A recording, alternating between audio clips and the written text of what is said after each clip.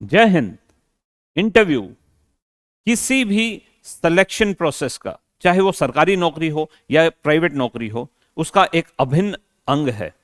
अनेकों ऐसी government jobs, सरकारी नौकरियां और अनेकों ऐसी प्राइवेट नौकरियां हैं जिसमें इंटरव्यू के माध्यम से ही कैंडिडेट का सिलेक्शन होता है। और इंटरव्यू का नाम सुनते ही काफी कैंडिडेट्स को पसीना छूट जाता है। इसीलिए लीड एकेडमी आपके लिए एक पूरी सीरीज लेकर आ रही है जिसमें इंटरव्यू के हर पार्ट को बड़ी डिटेल में डिस्कस किया जाएगा। आपको एक्सपर्ट्स से मिलवाया जाएगा, वो एक्सपर्ट्स जो इंटरव्यू के पैनल पे रह चुके हैं, जिन्होंने इंटरव्यूज कंडक्ट किए हैं, खुद इंटरव्यूज क्लियर किए हैं। आपको मॉक इंटरव्यूज भी दिखाए जाएंगे। आपको इंटरव्यू के हर पहलू को डिटेल में समझाया जाएगा। तो इस पूरी सीरीज को अगर आप देखते हैं और साथ में प्रैक्टिस करते हैं तो किसी भी इंटरव्यू को आप बड़ी आसानी से क्रैक कर सकते हैं। So here we are going to start a full series of interview process. So please follow it and do not miss out on even a single event. तो सबसे पहले शुरू करते हैं हम इंट्रोडक्शन, राइट। किसी भी इंटरव्यू में सबसे पहला जो एक लाजमी बड़ा ही ये मान लीजिए कि बेसिक सवाल है, वो है इंट्रोडक्शन। आप अपने आप को इंट्रोड्यूस कीजिए या आप अपने आप बारे में बताइए। तो ये एक पहला सवाल बनता है और इसी में कैंडिडेट घबरा जाता है। देखिए, इंट्रोडक्शन जब आपने देनी है तो वो जो पैनल बैठा है या जो इंटरव्यूइंग ऑफिसर बैठा है वो किस लिए आपसे पूछ रहा है? एक, आपको कंफर्टेबल फील कराने के लिए कि पहला सवाल ही कुछ आपकी जनरल नॉलेज को टेस्ट कर लिया या कोई डीप अंडरस्टैंडिंग वाला क्वेश्चन शुरू में ही डाल दिया तो आप घबरा जाएंगे। तो आपको कंफर्ट लेवल पे लाने के लिए, एक ऐसे प्लेटफॉर्म पे लाने के लिए जहां पे आप बड़ी शांति से और इंटरव्यू को फेस कर पाए, इसलिए आपसे इंट्रोडक्शन पूछा जाता है। दूसरा, इंटरव्यू पैनल या इंटरव्यूइंग ऑफिसर आपको एक चांस दे रहा है कि आप अपने बारे में खुद बताएं, ताकि हम आपकी बातों से ही कुछ सवाल निकाल के और आपसे फिर से सवाल पूछें। तो इंट्रोडक्शन से पहली बात तो घबराना नहीं है। मान लीजिए ये इंट्रोडक्शन आपके लिए 1 मिनट या 30 सेकंड का एक समय है जहां पे पैनल या इंटरव्यूइंग ऑफिसर आपको कंफर्टेबल फील कराना चाह रहा है। तो इंट्रोडक्शन को अब डील कैसे करना है, कैसे हैंडल करना है, राइट। तो इंट्रोडक्शन से पहले ऑब्वियसली आप मे आई कम इन सर या मे आई कम इन मैम या मे आई कम इन बोलेंगे। आप अंदर जाएंगे, बैठेंगे, कैसे बैठना है, सिटिंग पोस्चर क्या होगा, वो हम नेक्स्ट एपिसोड में आपको बताएंगे। तो जब आप बैठ जाते हैं और आपसे पूछा जाता है प्लीज इंट्रोड्यूस योर सेल्फ, तो आपने किन किन मुद्दों पे अपने आप को इंट्रोड्यूस करना है? तो ऑब्वियसली सबसे पहला बनता है आपका नेम। नाउ यहीं पे कुछ कैंडिडेट्स घबरा जाते हैं। शुड आई से माई नेम इज सुनील डागर, या मैं बोलूं आई एम सुनील डागर, या मैं बोलूं माई सेल्फ सुनील डागर, मैं क्या बोलूं? इसी में घबरा जाते हैं। देखिए, आप तीनों में से कोई भी चीज बोलिए, मतलब एक ही है जिसपे भी आप कंफर्टेबल हैं। लार्जली आप कंफर्टेबल होंगे आई एम सुनील डागर, तो प्लीज आप उतना ही बोलिए एंड दैट्स गुड इनफ। लेकिन अगर आपने बोल दिया my name is Sunil Dagar, क्या वो गलत है? No, that's also absolutely fine. Myself Sunil Dagar, absolutely fine. लेकिन माई सेल्फ सुनील डागर थोड़ा सा इनफॉर्मल लगेगा, राइट। तो आप एक इंटरव्यू प्रोसेस में बैठे हैं, फॉर्मल तरीके से आप नॉर्मली बोलिए I am Major Sunil Dagar, या I am sorry my name is Major Sunil Dagar. इस तरह से आप बोल सकते हैं, राइट। इसके बाद आती है प्लेस, आप कहां से आए हैं, राइट। सो अगेन कैंडिडेट्स को काफी कंफ्यूजन रहती है, इस कैसे बोलें sir, I am from Sonipat बोलें, या आई हेल फ्रॉम सोनीपत बोलें, या I have come from Sonipat बोलें, क्या बोलें? Again it's perfectly your choice, pure आपकी चॉइस है। उनका मुद्दा सिर्फ इतना है कि आप बता दीजिए आप कहां से आए हैं, राइट। और वो क्यों जानना चाहेंगे ये कि आप कहां से आए हैं? Again the way I said, एक आपको कंफर्टेबल फील कराने के लिए, दूसरा उसी में से वो बात निकाल सकते हैं। अगर आपने बोला I am Sunil Dagar and I have come from Sonipat, तो कि अच्छा बताइए सोनीपत की 3 मुख्य बातें बताइए, सोनीपत किस बात के लिए फेमस है बताइए। तो कुछ बेसिक क्वेश्चन वहां से निकल सकते हैं। तो आपने घबराना नहीं है, आपने सिंपली बोलना है आई कम फ्रॉम सोनीपत या I am from Sonipat. Very simple, I am from Sonipat, right. इसके बाद थर्ड, एजुकेशनल क्वालिफिकेशन। अब देखिए, सबसे पहले तो आपने जो परफॉर्मा मिला है आपको उस पर ध्यान देना है कि एजुकेशनल क्वालिफिकेशन कहाँ से मांगी गई है। 8वीं से मांगी है कि 10वीं से मांगी है कि 12th से मांगी है या ग्रेजुएशन से मांगी है, कहाँ से मांगी है। फॉर एग्जाम्पल, यूपीएससी जनरली अपनी 12th से, सॉरी 10th क्लास से क्वालिफिकेशन मांगने लगता है, मैट्रिकुलेशन से। जनरली यही पैटर्न रहता है। प्राइवेट जॉब्स में भी जनरली 10th क्लास से ही आपका एजुकेशनल क्वालिफिकेशन मांगी जाती है। तो 10th, उसके बाद 12th, फिर ग्रेजुएशन, फिर पोस्ट ग्रेजुएशन, और बाकी अगर उसके बाद आपने पीएचडी किया है या कोई और प्रोफेशनल क्वालिफिकेशन है तो आप प्लीज वो डाल दीजिए। लेकिन ध्यान रखने वाली क्या बातें हैं, एक, आपने ऊपर देखना है कि उन्होंने कब से मांगा है, मैट्रिकुलेशन से मांगा है कि 12th से मांगा है। फॉर एग्जाम्पल, अगर आप केवी का एग्जाम देते हैं तो केंद्रीय विद्यालय में टीचर बनने के लिए, तो वहां 12th से मांगा जाता है, तो वहां 10th से नहीं लिखना, आपने 12th से एजुकेशनल क्वालिफिकेशन लिखना है, राइट। तो जब आप अपने सीवी में या रिज्यूमे में या बायोडेटा में जब आप डिटेल भरते हैं तो आपने इन चीजों का ध्यान रखना है। और जब आप इंट्रोडक्शन दे रहे हैं तो आप बोलेंगे, I am Major Sunil Dagar, I am from Sonipat, my educational qualifications are, I did my matriculation from XYZ school and I scored, let's say, 90% marks। तो आप ये बताएंगे। फिर 12th कहाँ से किया, कितने मार्क्स लिए, ग्रेजुएशन कहाँ से लिया किया, कितने मार्क्स लिए, राइट। तो ऐसे करके आप वही जो आपने अपने बायोडेटा में लिखा है उसी को दोबारा बता दीजिए। अगर आपको लगता है आपकी इंट्रोडक्शन होने वाली है थोड़ी सी लंबी, क्योंकि अभी मैं आपको 7-8 बिंदु बताने वाला हूं जिस पे आप अपना इंट्रोडक्शन देते हैं, तो अगर आपको लगता है आपकी इंट्रोडक्शन होने वाली है लंबी, तो अपनी एजुकेशनल क्वालिफिकेशन को आप छोटे में बताइए। कैसे? जैसे मैंने अभी 10वीं 12वीं पूरा बताया, उसी को छोटा करके कैसे बताएंगे?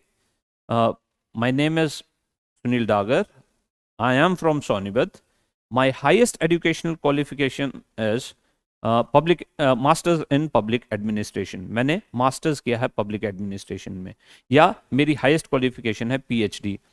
और उससे पहले मैंने जो ग्रेजुएशन की थी वो दिल्ली यूनिवर्सिटी से, और जो स्कूलिंग की थी वो XYZ स्कूल से। ये सब आप बस इतना 3 लाइन में बता सकते हैं ताकि आपको पूरी डिटेल ना बतानी पड़े, राइट।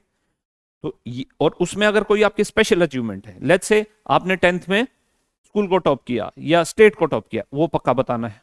या 12th में टॉप किया, या लेट्स से गोल्ड मेडल आया आपका ग्रेजुएशन में, तो आप साथ के साथ वो भी बता सकते हैं। फॉर एग्जाम्पल, कि मेरी हाईएस्ट क्वालिफिकेशन है मास्टर्स इन पब्लिक एडमिनिस्ट्रेशन, और मैंने उसमें यूनिवर्सिटी गोल्ड मेडल भी जीता है। मैंने ग्रेजुएशन किया दिल्ली यूनिवर्सिटी से, और वहां भी मेरे को कॉलेज लेवल पे गोल्ड मेडल मिला था। तो ये आप अपनी मेंशन कर सकते हैं, कोई स्पेशल अचीवमेंट आपकी है तो, राइट। तो आई होप एजुकेशनल क्वालिफिकेशन में आपको कोई डाउट नहीं है। प्लीज इसमें जो एक और बात ध्यान में रखनी है कि आप क्रोनोलॉजिकल ऑर्डर पक्का मेंटेन करें। क्रोनोलॉजिकल ऑर्डर मींस कि आपने पहले, लेट्स से आपने 2000 में 10वीं की तो 2000 लिखिए, 12वीं 2002 में, ग्रेजुएशन 2005 में, फिर 2007 में पोस्ट ग्रेजुएशन। ऐसे नहीं है कि पहले 12th लिख दिया, फिर 10वीं लिख दी, फिर पोस्ट ग्रेजुएशन, फिर ग्रेजुएशन। आपने ईयर बाय ईयर जाना है, तो आपने पकड़ना साल को, कौन से साल में क्या किया। तो पहले 2000 आएगा, फिर 2001, फिर 2002, 2003, इस तरह से आपने अपनी सीक्वेंस को मेंटेन रखना है। बहुत सारे कैंडिडेट्स जो इंटरव्यू प्रैक्टिस के लिए आते हैं, उनका मैं देखता हूं बायोडेटा या सीवी जो होता है उसमें बड़ी कंफ्यूजन होती है। 2010 के बाद कोई एजुकेशन, कोई प्रोफेशनल क्वालिफिकेशन ली, 2016 में उसको डाल दिया 2010 के बाद 2016 में। फिर उन्होंने पोस्ट ग्रेजुएशन की 2012 में, तो उसको डाल दिया 2012। तो 2010, फिर 2016, फिर 2012। That's not the right way. आप ईयर वाइज चलिए, 2008, 9, 10, 11, 12, 14, 16 जो भी आपने डालना है, बट सीक्वेंस में डालिए, राइट। तो ये आपने ध्यान रखना है। उसके बाद आपका एक्सपीरियंस, अगर आप टीचर बनने के लिए जा रहे हैं तो आपने 2 साल कहाँ पढ़ाया, 4 साल कहाँ पढ़ाया। लेट्स से आप किसी आईटी फील्ड में जा रहे हैं तो आपका क्या एक्सपीरियंस रहा है आईटी फील्ड में, तो वो आपने बताना है। अब सबसे ज्यादा जो प्रश्न उठता है कैंडिडेट्स का कि सर मैंने 6 महीने पढ़ाया, या मैंने 6 महीने आईटी फील्ड में काम किया, तो क्या मैं उसको अपने एक्सपीरियंस में लिखूं? देखिए, अगर आपने 6 महीने का कोई एक्सपीरियंस लिया है और उसके बाद गैप आ गया है आपके पास 2 साल 3 साल, तो इससे बढ़िया आप उस एक्सपीरियंस को ना लिखें, क्योंकि वो दिखाएगा कि आप बस 6 महीने कुछ किया और फिर आपने छोड़ दिया, कोई सीरियसनेस आपकी झलकी नहीं वहां पे। तो 6 महीने is too less of a time to mention in the experience bracket. तो उससे बढ़िया है कि आप उसको ना ही लिखें। लेकिन मान लीजिए आज है 14 मार्च 2023, आपने 14 नवंबर 2022 में कोई कंपनी को ज्वाइन किया या टीचिंग को ज्वाइन किया, तो वो आप लिख सकते हैं, क्योंकि अभी भी वो कंटिन्यू चल रहा है। तो 14 नवंबर 2022 में आपने कुछ ज्वाइन किया, अभी भी आप पढ़ा रहे हैं, वो आप एक्सपीरियंस में डाल सकते हैं, क्योंकि अभी भी आप वो कंटिन्यू कर रहे हैं। तो एक्सपीरियंस जनरली आप लिखिए साल और उससे ऊपर वाला। अगर उससे नीचे लिखना है तो वो आपका कॉन्टिन्यूअस आना चाहिए। दैट मीन्स कि अगर अभी भी आप वही काम कर रहे हैं जो पिछले 8 महीने में कर रहे थे, तो 8 महीने का experience it's good enough, right? वो आप मेंशन कर सकते हैं। लेकिन अगर 8 महीने करने के बाद गैप आ गया है, might as well leave it, right? अगर 8 महीने के बाद उसी फील्ड में दोबारा कोई जॉब ले लिया, लेट्स से 2010 जनवरी में आपने आईटी में कोई जॉब लिया या टीचिंग का कोई जॉब लिया और आपने जुलाई में 2010 में उसको छोड़ दिया, और फिर आपने अगस्त में एक दूसरी कंपनी या दूसरे स्कूल को ज्वाइन कर लिया और वहां पे फिर पढ़ाने लगे, देन इट्स ओके। पहले आप 6 महीने वहां पे थे, फिर लगातार उसके बाद से लेट्स से 12-13 साल आप कहीं और हैं, तो वो 6 महीना भी आपका काउंट हो जाएगा, राइट? तो इस तरह से आपने अपने एक्सपीरियंस को मेंशन करना है। आई होप आपके डाउट्स क्लियर हो गए होंगे, स्पेशली जिनको गैप का डाउट रहता है कि सर मेरा गैप है, 4 महीने पढ़ा है फिर गैप हो गया, उसको मेंशन करूं क्या? नहीं, देखिए उसको कोई फायदा नहीं है मेंशन करने का, एक बात। दूसरा, जो टीचर्स हैं वो काफी बोलते हैं कि सर मैंने ट्यूशन पढ़ाए हैं, उसको मेंशन करूं? अगर आप किसी सरकारी नौकरी के लिए जा रहे हैं जहाँ पे टीचर बनना आप चाहते हैं, तो tuition not a great option. हाँ, किसी एकेडमी में आपने काम किया है, 2 साल 3 साल किसी एकेडमी से जुड़े रहे हैं, प्लीज आप मेंशन कीजिए, वो आपके लिए डेफिनेटली बेनिफिशियल रहेगा और उसका आप एक एक्सपीरियंस सर्टिफिकेट भी एकेडमी से बनवा सकते हैं, राइट? ओके, नेक्स्ट, को curricular and extra curricular activities. आप अपनी इंट्रोडक्शन में इसको मेंशन कर सकते हैं, राइट? और कुछ फील्ड्स तो ऐसी हैं जहां पे इसको मेंशन डेफिनेटली करना चाहिए। जिस भी फील्ड में कम्युनिकेशन का की जरूरत है, जिस भी फील्ड में क्रिएटिविटी की जरूरत है, जिस भी फील्ड में आपको बच्चों से जुड़ने की जरूरत है, वहां पे को करिकुलर एक्टिविटीज और एक्स्ट्रा करिकुलर एक्टिविटीज को मेंशन पक्का करना है, राइट? इनफैक्ट यूपीएससी का जब इंटरव्यू होता है, आईएएस आईपीएस का, या let's say army officer, air force officer, naval officer बनने का, उस समय ये मैंडेटरी है ये चीजें डालनी। और यही चीज अब जो टीचर्स के इंटरव्यू होते हैं उसमें भी ये एक एक्सपेक्टेड है कि आप इनके बारे में बोलेंगे, क्योंकि आप बच्चों से जुड़ने वाले हैं। तो बच्चों से तभी जुड़ेंगे जब आपने भी बच्चों जैसी चीजें की होंगी।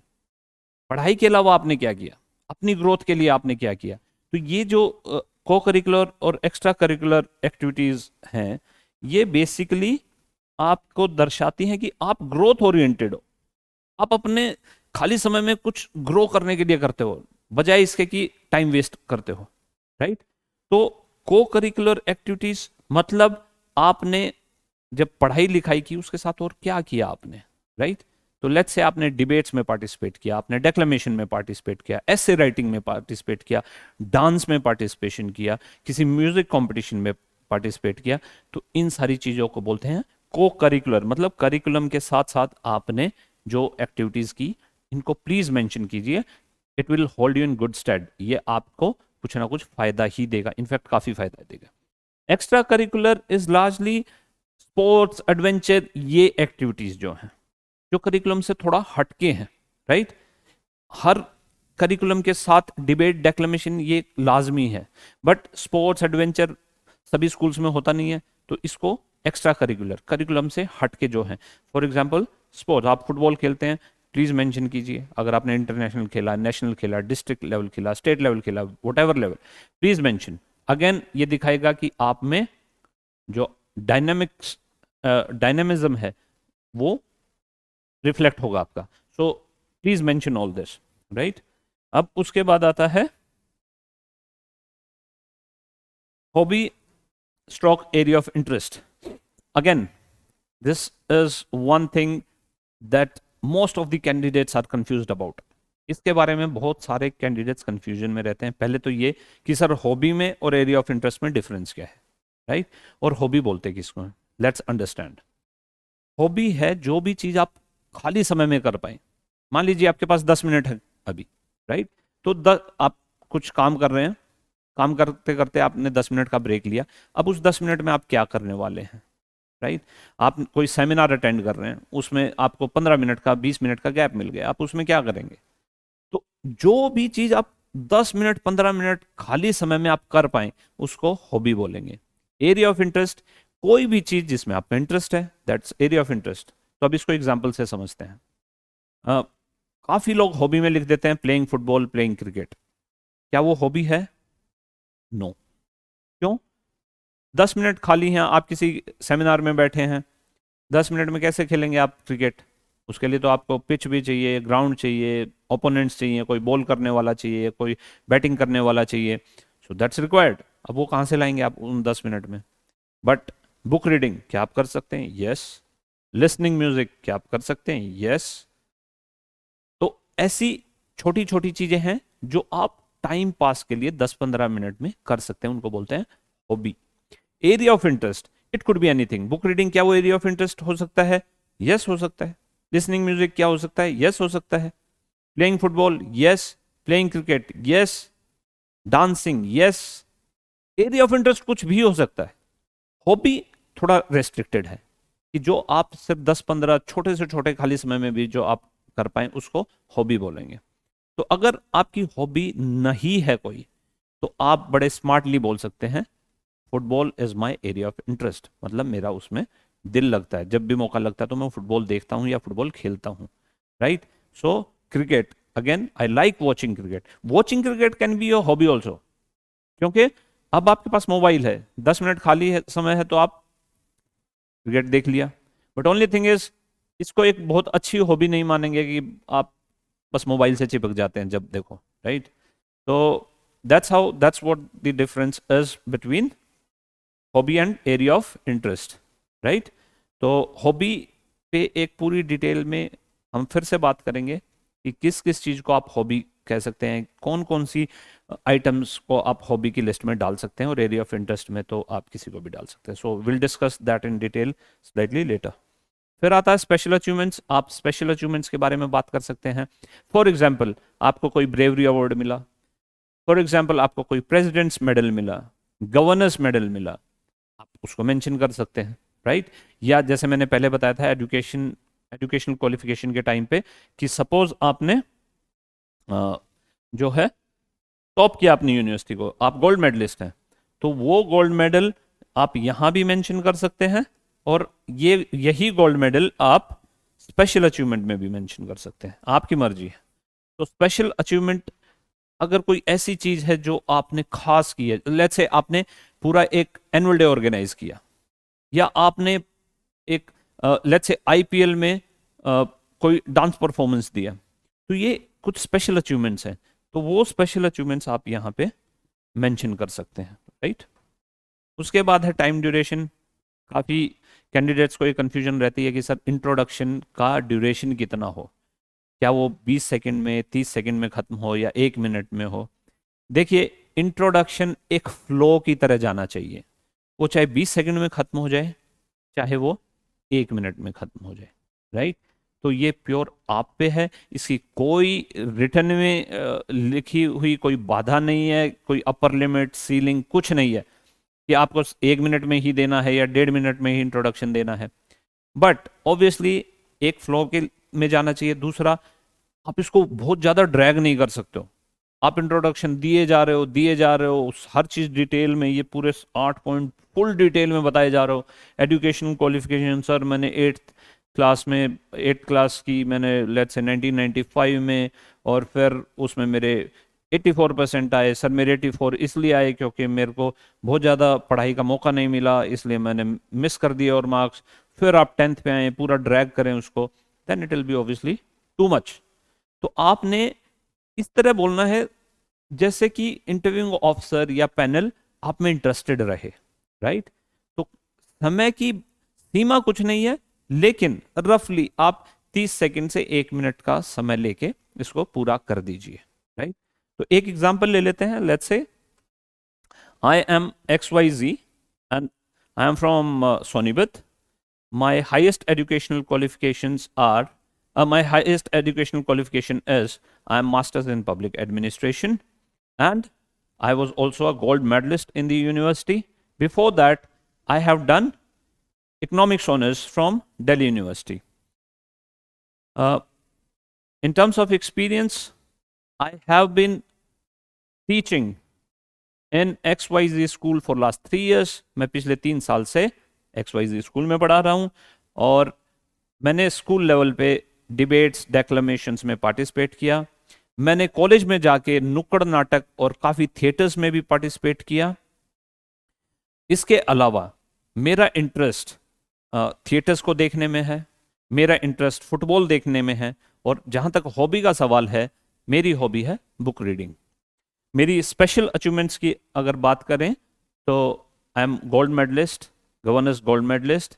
मैंने प्रेसिडेंट्स ब्रेवरी अवार्ड भी जीता है, और मैंने प्रेसिडेंट्स ब्रेवरी अवार्ड भी जीता है। Thank you.